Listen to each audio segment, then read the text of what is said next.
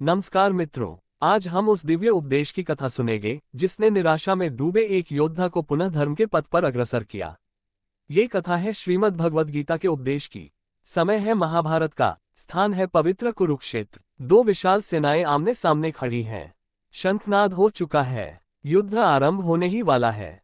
पांडवों की ओर से महान धनुर्धर अर्जुन अपने रथ पर खड़े हैं। उनके सारथी हैं योगेश्वर श्री कृष्ण। अर्जुन का विषाद। अर्जुन कहते हैं, हे माधव, मेरे सम्मुख मेरे गुरु, पितामह, बंधु और मित्र खड़े हैं।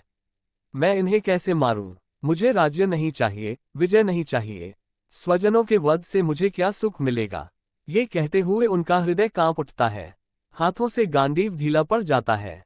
वे शोक और मोह से व्याकुल होकर रथ में बैठ जाते हैं। उन्हें अपने कर्तव्य पर संदेह होने लगता है।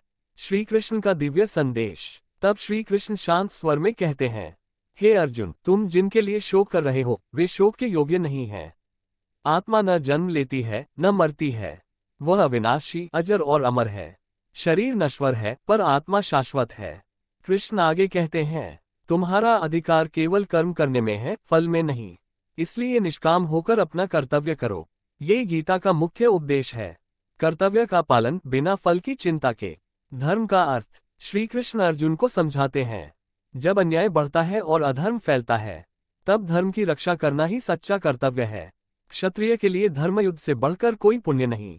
वे ये भी कहते हैं, यदि तुम युद्ध से विमुख हो जाओगे तो ये तुम्हारे यश और सम्मान के विपरीत होगा। योग के 3 मार्ग। गीता में 3 प्रमुख मार्ग बताए गए हैं। कर्मयोग अपने कर्तव्य का पालन, ज्ञान योग सत्य का बोध, भक्ति योग ईश्वर में अटूट विश्वास। कृष्ण कहते हैं, जिसने अपने मन को जीत लिया उसने संसार को जीत लिया। विराट रूप का दर्शन। जब अर्जुन के मन में अभी भी संशय शेष रहता है, तब श्री कृष्ण अपना विराट स्वरूप प्रकट करते हैं। अर्जुन उस रूप में संपूर्ण ब्रह्मांड को देखते हैं। असंख्य मुख, अनंत नेत्र और अपार तेज। वे देखते हैं कि सब कुछ काल के अधीन है। कृष्ण कहते हैं, मैं काल हूँ, तुम केवल निमित्त मात्र हो। उठो और धर्म के लिए युद्ध करो। अर्जुन का निर्णय। अब अर्जुन का मोह समाप्त हो चुका है। वे कहते हैं, हे केशव, मेरा संशय नष्ट हो गया है। मैं आपका आदेश मानकर अपना कर्तव्य निभाऊंगा। वे पुनः गांडीव उठाते हैं और धर्म के लिए युद्ध करने का संकल्प लेते हैं। हमारे जीवन के लिए संदेश।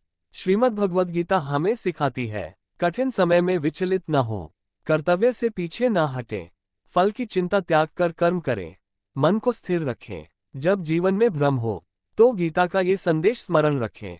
कर्तव्य ही जीवन का आधार है।